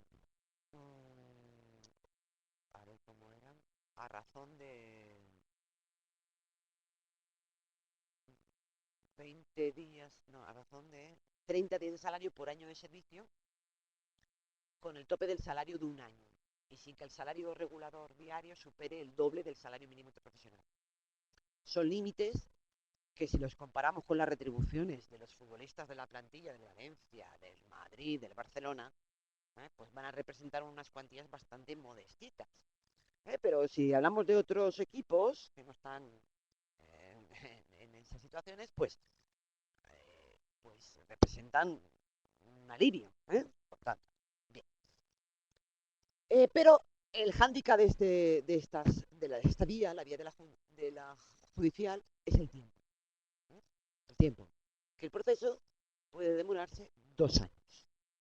Entonces, esto es un problema bastante grave para todos los trabajadores, pero en el caso de los deportistas, mucho más, porque su vida laboral, la carrera profesional de un deportista, es muy corta. A los 30 y poco acaba. Y no puede permitirse el lujo de estar 2 años parados, porque además su valor en el mercado baja sobremanera si no están activos. Seguramente no pasará la prueba de estar 2 años inactivo, 2 años en esa situación de sin cobrar ni demás, no la podrá pasar y su carrera laboral se va a ver muy perjudicada. Bien. Por, para solventar todos estos problemas que hemos ido viendo a propósito de las dos opciones que hemos señalado, la ruptura unilateral y la vía judicial, la AFE, la Asociación de Futbolistas Españoles y la Liga Nacional de Fútbol Profesional contemplaron y regularon un procedimiento llamado abreviado de resolución contractual anticipada. Vamos a ver a continuación los rasgos y régimen jurídico básico de este procedimiento. Es un sistema de solución extrajudicial de un conflicto individual. Un sistema de solución extrajudicial de un conflicto individual. Luego veremos si es un arbitraje o una mediación, lo veremos. En cualquier caso, y esto es digno de significar, es que los agentes sociales, los sujetos que negocian convenios colectivos, y no hace falta que se trate de acuerdos interprofesionales, basta con convenios colectivos sectoriales, y en el caso del fútbol estamos ante un convenio colectivo sectorial. A la hora de regular los sistemas de solución extrajudicial para las controversias colectivas y o individuales, se pueden valer de una serie de reglas legales que encontramos en el Estatuto de los Trabajadores y en la Ley Reguladora de la Jurisdicción Social, se pueden valer para equiparar los productos de estos sistemas de solución extrajudicial a las conciliaciones prejudiciales o judiciales o a las sentencias. Se pueden valer. Y así, el acuerdo de conciliación, de mediación o el acuerdo arbitral, pues, entre otras cosas, podrá gozar de la fuerza ejecutiva de una conciliación prejudicial o judicial o de una sentencia. De suerte que si la parte obligada a cumplir con el acuerdo de conciliación, de mediación o el lado habitual no cumple voluntariamente con lo que se le impone, pues la otra parte, en este caso el deportista, podría acudir ante los tribunales para pedir la ejecución de ese acuerdo que no lo cumple el club voluntariamente, como si de una conciliación prejudicial o una conciliación judicial o una sentencia judicial se tratara. ¿De acuerdo? Muy bien. Esto, que es posible hacerlo por convenio colectivo y sería muy interesante, pues resulta que la Liga y el AFE no lo han hecho. No lo han hecho. Entonces, hay que tener en cuenta que este sistema de solución extrajudicial no se puede asimilar porque el convenio no lo dice, ni expresa, ni tácitamente, no se puede asimilar a las conciliaciones prejudiciales o judiciales ni aprovecharse de todas las consecuencias que se derivarían de esa asimilación. Primero, porque no lo ha previsto expresamente, y segundo, porque, como se verá, la regulación convencional no se ajusta, al menos si lo interpretamos literalmente, no se ajusta a la legalidad. Pero esto lo explicaré más adelante. Bien. ¿Quiénes pueden poner en marcha este procedimiento abreviado de resolución contractual anticipada? Pues los futbolistas de la primera división y de la segunda, los futbolistas de las ligas BBVA y la Liga de la Bien. ¿Qué relación existe entre este sistema de solución extrajudicial tramitado ante la Comisión Paritaria del Convenio del Fútbol y el sistema judicial? Pues bien, el propio acuerdo AFE-Liga establece que son incompatibles. Son incompatibles. El futbolista no puede plantear simultáneamente la demanda ante los tribunales y la reclamación ante la comisión paritaria del convenio colectivo. Son incompatibles entre sí. Y además establece que una vez iniciada, si el futbolista plantea el procedimiento de reclamación de cantidad, perdón, el procedimiento de extinción anticipada o resolución contractual anticipada ante la comisión paritaria y luego plantea la demanda ante el orden social de la jurisdicción, el primer procedimiento se paraliza. Se paraliza y si ha habido alguna resolución de la comisión reconociendo deudas que no se han cobrado, eso no tiene ninguna repercusión, con lo que se quiere indicar que esto no tiene ninguna validez luego en el juicio. Causas. ¿Cuándo se puede pedir ante la comisión paritaria del convenio colectivo la resolución contractual anticipada? Pues cuando el club haya incurrido en impago de salarios o de la ficha de contratación. En el caso de que el club haya incurrido en el pago de los salarios, se exige un impago de al menos 3 o 4 mensualidades según los casos. Y en el caso del impago de la ficha, de algún plazo de la ficha, se exige que el importe de esa ficha, del plazo de la ficha, sea cuando menos equivalente al importe del salario de 3 mensualidades. En todo caso, se dice que el futbolista que haya cobrado en la fecha que quiere plantear el procedimiento de resolución contractual anticipada ante la comisión paritaria ha cobrado ya el 50% de la remuneración anual de esa temporada, no puede poner en marcha este procedimiento. Ya ha cobrado el 50%, el resto de la temporada, si el club no le abona salario alguno, el futbolista no puede utilizar esta vía. Queda cerrado. Bien. Momento. Pues durante la temporada en la que el club de origen incurre en el impago de los salarios, el futbolista puede plantear el procedimiento de extinción contractual anticipada ante la comisión paritaria en cualquier momento de la temporada. Una vez han habido 3 mensualidades que no ha cobrado.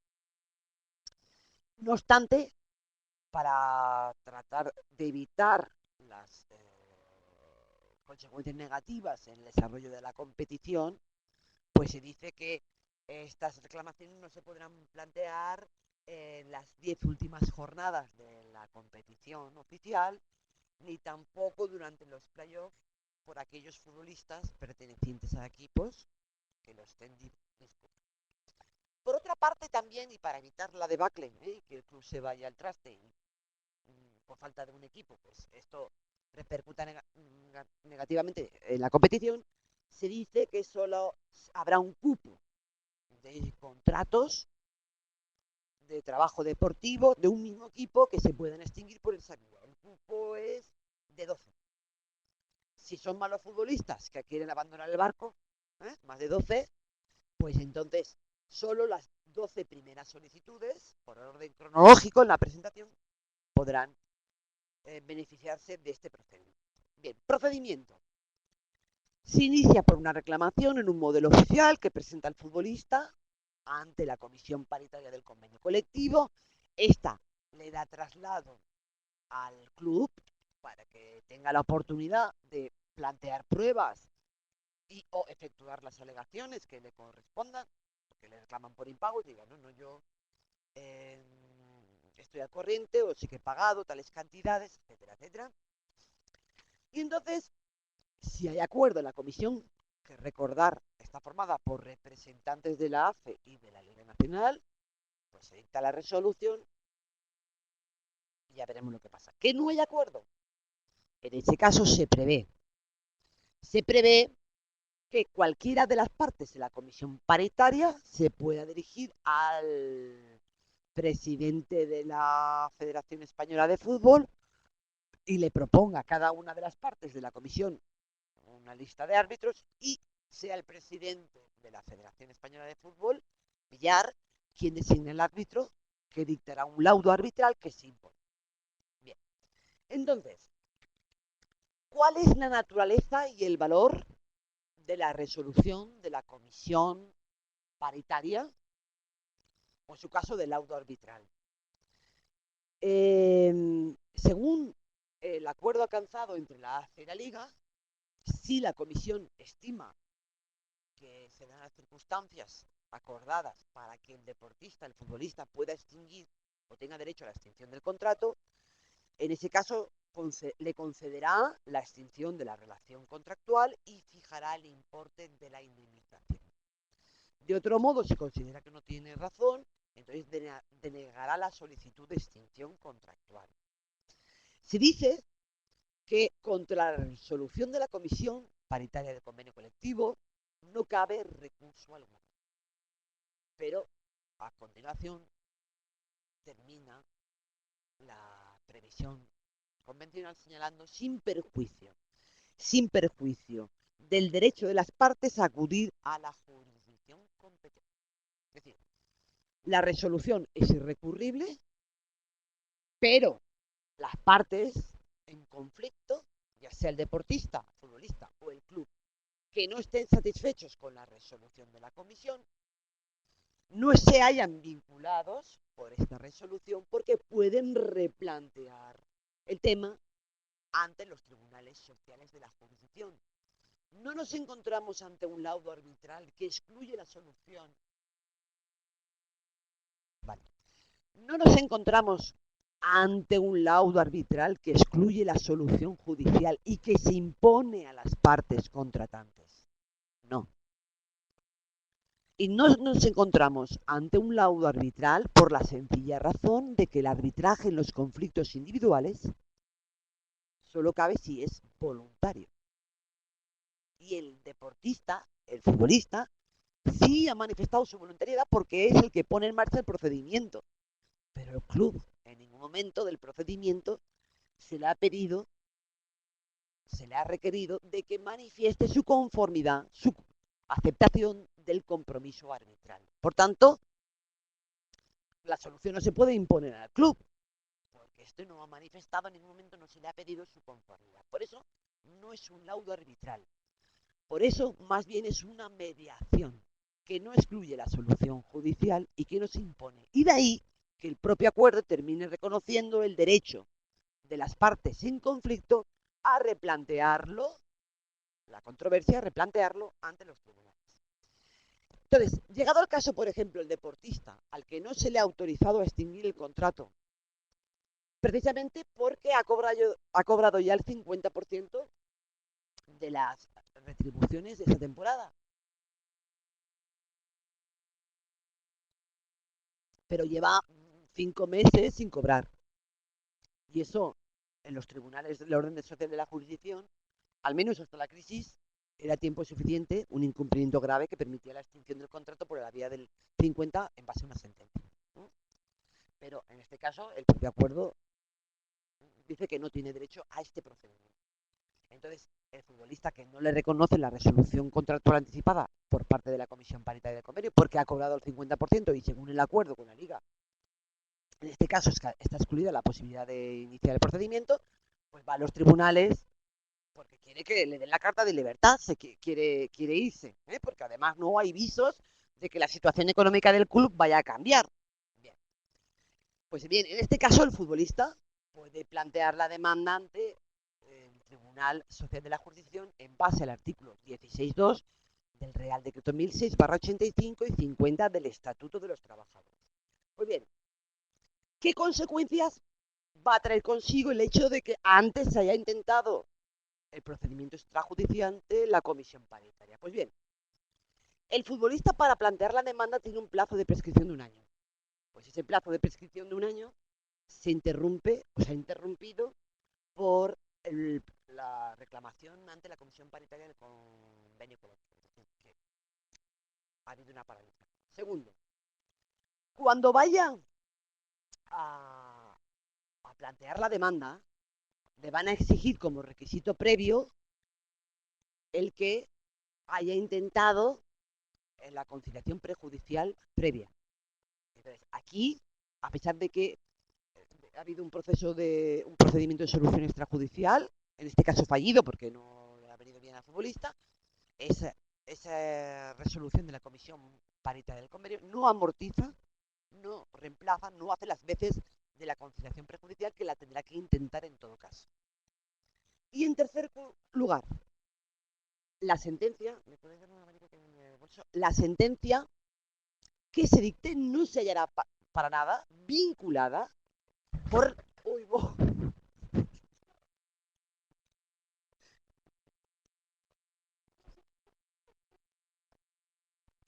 haberse matado.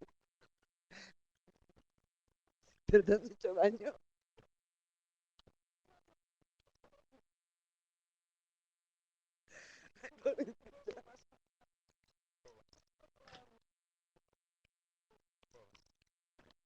Casi se mata, pobrecita. ¿Pero te has hecho daño?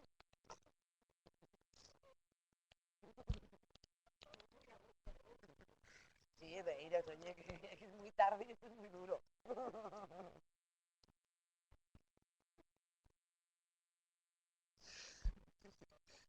Bueno, vale, sigamos. No ha pasado nada, vea. Bueno, sigamos. Bien, entonces, el juez de lo social no se hallará vinculado por la resolución de la Comisión Paritaria del Convenio Colectivo. Con todo, debo advertir una cosa, y es que hay sentencias judiciales en las que resuelven reclamaciones del club. ¿Qué le pasa? ¿Se ríe o es que le duele? Bueno, es que se ha caído. Bueno, vamos a ver. Entonces, hay asuntos judiciales que han llegado a los tribunales en los que la controversia que se ventila es una reclamación del club que ha sido abandonado por un jugador porque no cobraba. Y en ese caso, en base al 16.000 del Real Decreto 1006/85, pues el club de origen que se considere perjudicado por la ruptura unilateral y abrupta del contrato por parte del deportista le puede reclamar una indemnización.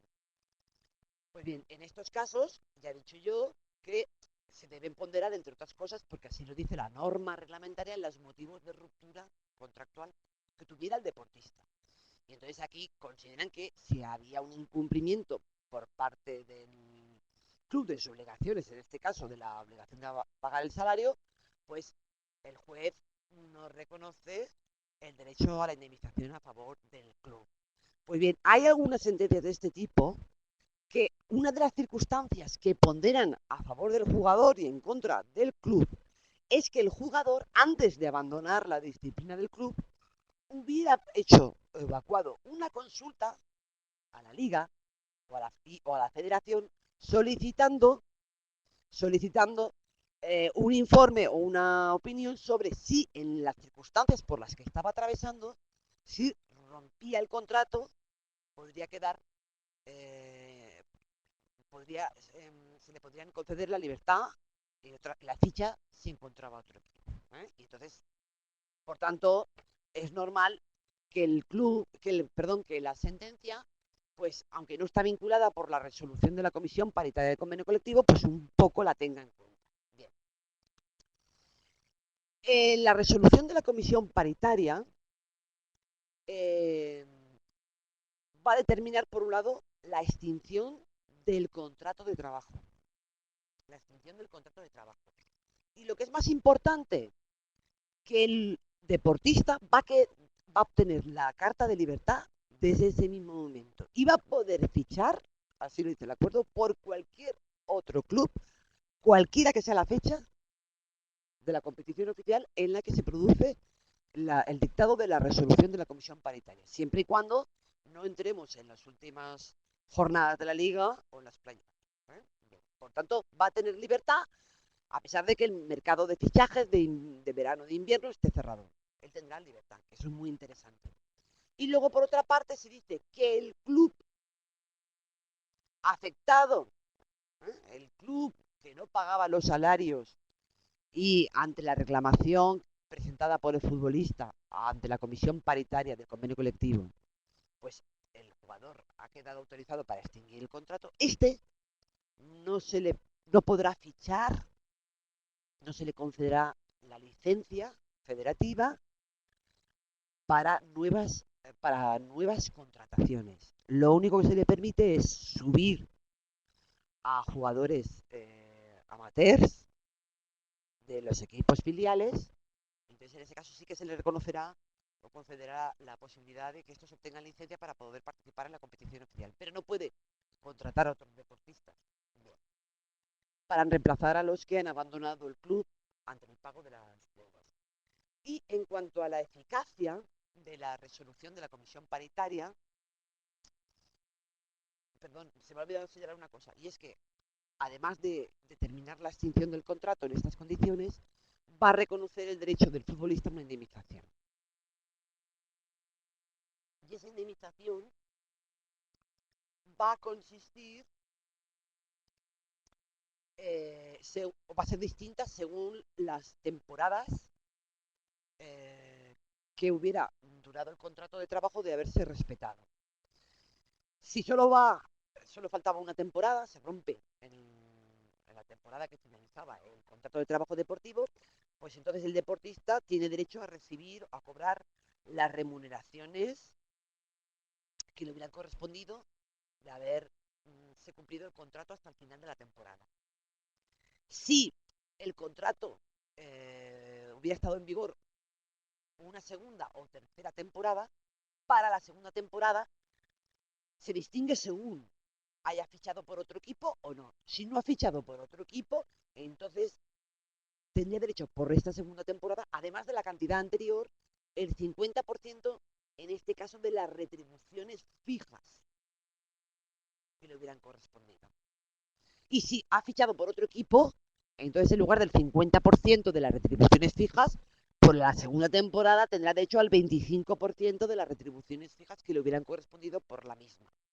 Y en fin, si el contrato a su vez se hubiera prorrogado por otra tercera temporada, entonces le hubiera correspondido un 25% de las retribuciones fijas. Ya no cobraría nada. En cuanto a la eficacia de la resolución contractual, pongamos en la tesitura de que el club obligado por la resolución, en este caso a pagar la indemnización, pues no la cumple voluntariamente. ¿Puede el jugador de fútbol acudir ante los tribunales para que se ejecute la resolución de la comisión paritaria del convenio colectivo, como si de una conciliación prejudicial o judicial se tratara? No, por las mismas razones que señalaba antes. ¿Qué ocurre si no cobra? Pues en ese caso, este procedimiento de resolución contractual anticipada por impago de los salarios se complementa con la regulación del Fondo de Garantía Salarial Convencional.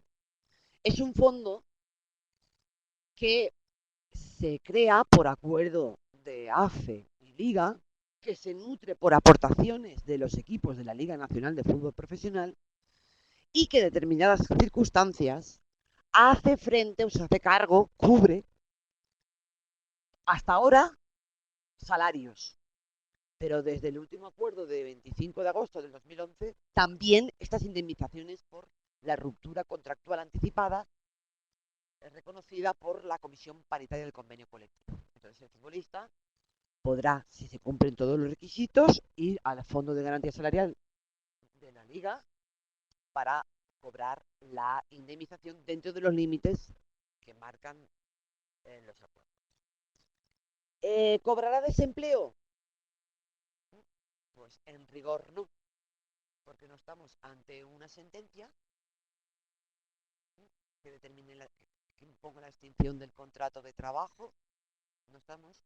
Tampoco estamos ante una conciliación judicial ni prejudicial. Por consiguiente, la entidad gestora de la prestación por desempleo le va a poner muchos reparos a la hora de cobrar desempleo, es decir, que no va a cobrar desempleo. Y luego, si el futbolista que no ha cobrado la indemnización o ha cobrado parte del Fondo de Garantía Salarial Convencional quisiera acudir al Fondo de Garantía Salarial, el FOGASA, en este caso el público, el que protege a todos los asalariados y que se nutre de las aportaciones de todas las empresas, pues se encontraría con la sorpresa de que esa resolución de la Comisión Paritaria del Convenio Colectivo, en virtud de la cual se condena al club a pagar una cantidad determinada por la indemnización, no obliga al Fondo de Garantía Salarial. No le obliga, no es título idóneo.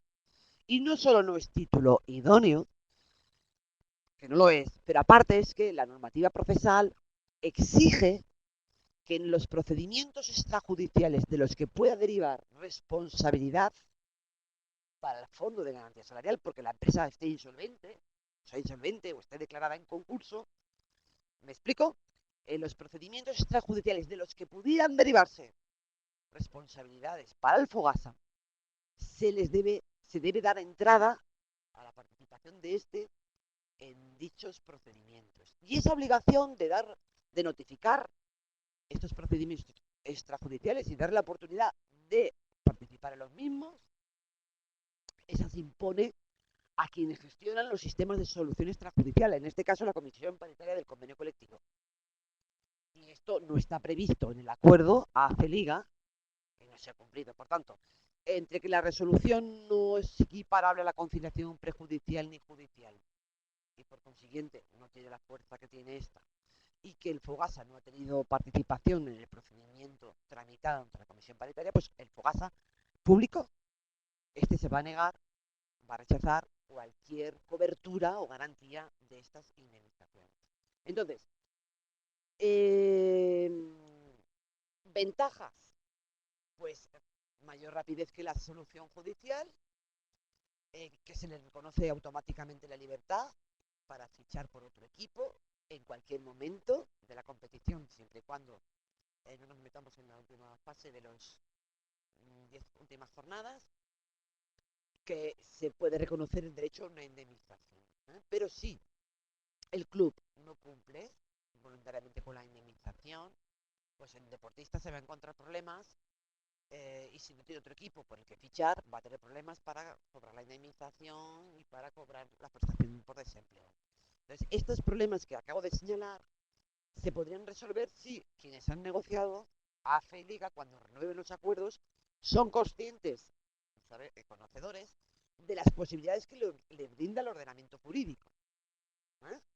Y en ese caso, en el acuerdo que eventualmente alcancen después, cuando renueven los acuerdos que rigen en la actualidad, pues digan expresamente que la comisión, o sea, la intervención, el procedimiento tramitado ante la Comisión Paritaria del Convenio Colectivo sustituye de hecho y derecho a la conciliación prejudicial y respeten la legalidad vigente, entre otras cosas, poniendo cortapisas a los recursos ante los tribunales del orden social de la función de los acuerdos y laudos que se produzcan, porque evidentemente todos los acuerdos de conciliación, de mediación y laudos arbitrales son revisables ante los tribunales del orden social, ante los tribunales que hubieran debido conocer el asunto resuelto en la conciliación, mediación o arbitraje.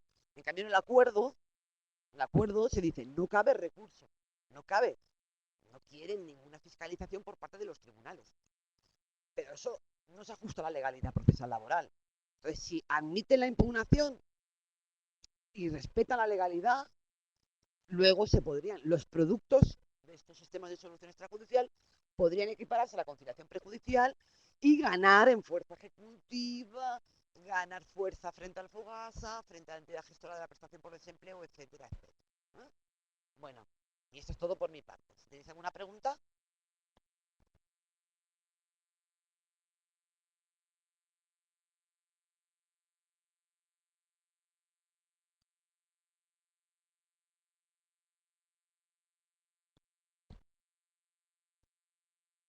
Bueno.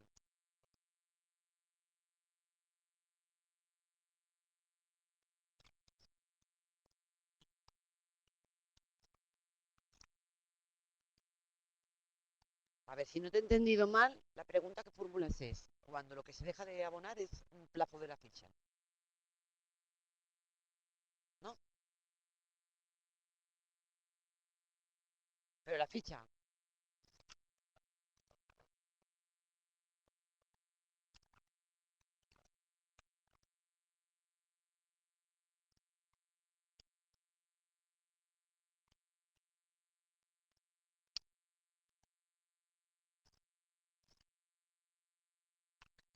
Bueno, vamos a ver.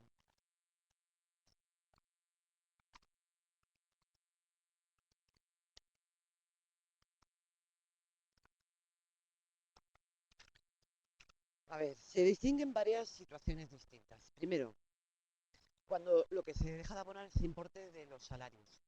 Habla de los salarios que se devengan mensualmente. ¿Mm? Entonces, cuando el club ha dejado de abonar los salarios mensuales, las cantidades que se devengan mensualmente, y normalmente se devenga el salario base o salario mensual, el plus de antigüedad. Esto como mínimo. Entonces, cuando el club deja de abonar 3 mensualidades, entonces, por el valor que corresponda según convenio o contrato, que cuando menos tiene que ser equivalente a 3 veces el valor del salario mínimo mensual. Entonces, cuando el club acumule una deuda por ese importe, aunque se venga referida a, a 4 mensualidades parciales o a 4 mensualidades consecutivas o 3 consecutivas o no consecutivas, da igual, lo que es determinante es que lo que se le deba es igual al importe de 3 salarios mensuales. Entonces puede pedir la resolución contractual. También la puede pedir cuando lo que se le debe es la ficha, un plazo de la ficha. En este caso, lo que es importante es que a mí, a fecha de hoy, yo debería haber cobrado un plazo de la ficha y lo que no se me ha pagado representa 3 veces el salario mensual mínimo. En ese caso, también tiene derecho a pedir la resolución contractual. Entonces, ¿qué ocurre? Un club que tiene poco dinero y que no puede hacer frente al pago de todos los salarios que debe a los deportistas, lo que debe hacer es no empezar a pagar primas por partido jugado, por gol marcado, por playoff, por ascensos, etcétera. No, empezar a pagar los salarios mensuales. Porque son los salarios mensuales los que, de no abonarse, permiten al jugador pedir la resolución contractual anticipada. ¿Me explico? ¿No? Entonces, si yo no puedo pagar todo el 100% de las retribuciones salariales que yo debo pagar a los jugadores, lo que debo pagar son las mensuales, las retribuciones mensuales. Porque son las que, de fallarse en el pago, permiten al jugador pedir la resolución contractual anticipada.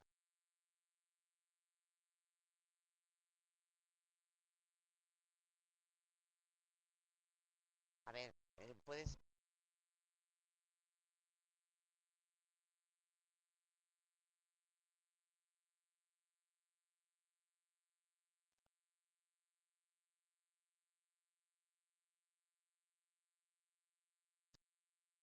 Bueno, aquí hay una regla, espera que la encuentren.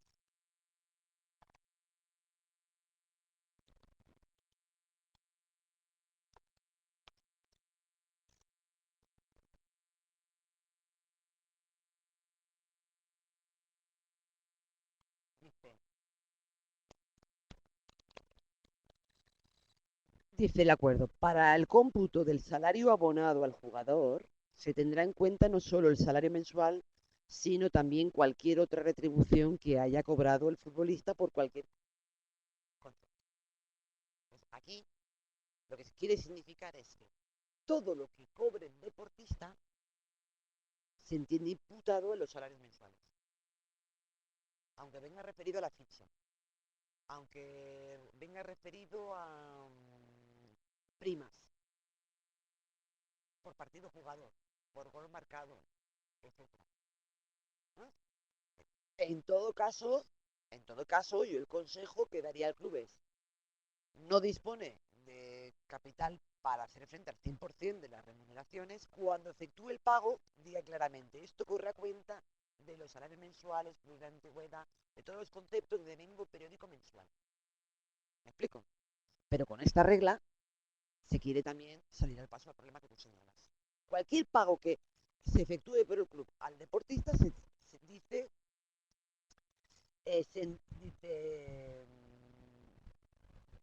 se tendrá en cuenta cualquier retribución que haya cobrado el futbolista por cualquier contrato. ¿Más preguntas? ¿No tienes ninguna? Sí.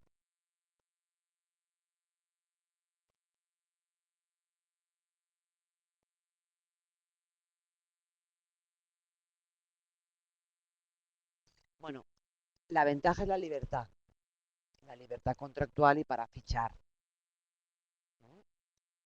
Y si encuentras otro equipo bueno, dentro de la misma competición o te vas al extranjero, pues tu carrera laboral profesional se ve interrumpida muy brevemente. ¿Eh? Entonces, esa es la ventaja. Otras ventajas ya son más débiles, pero esa es la principal virtud de este procedimiento de reconocimiento, de extinción contractual abreviada ante la comisión paritaria, porque desde el momento en que se dicta la resolución por la comisión, se extingue el contrato y el jugador queda liberado de cualquier vinculación con el anterior, puede fichar por otro equipo en cualquier momento que se produzca durante la competición, aunque esté cerrado el mercado de fichajes de invierno o de verano. Esa es la ventaja.